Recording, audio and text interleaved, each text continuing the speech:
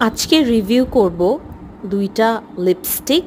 অনেক দিন ধরে ভাবছি রিভিউ করব। এটা হচ্ছে সিল্ক ফিনিশ লিপস্টিক ফ্রম হার্লেন। প্যাকেজিংটা অনেক দুর্দান্ত, শক্ত।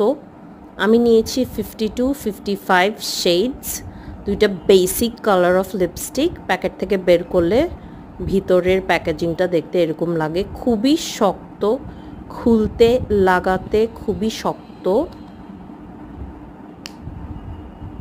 ব্যাগে যদি রাখেন খুলে যাবে না সহজে, মুখ ঢিলা হয়ে যাবে না, ব্যাগের ভিতরের অন্যান্য জিনিসের সাথে লিপস্টিক লেগে নষ্ট হবে না।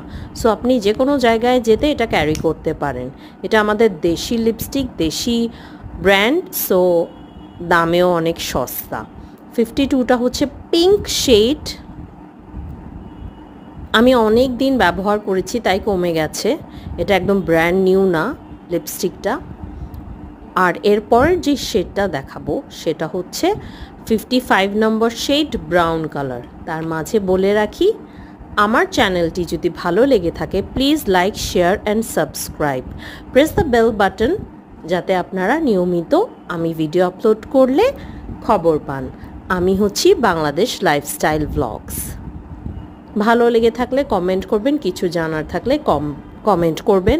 হার্লেন আই গেস প্রত্যেকটা এরিয়াতে একটা একটা করে ওদের স্টোর আছে।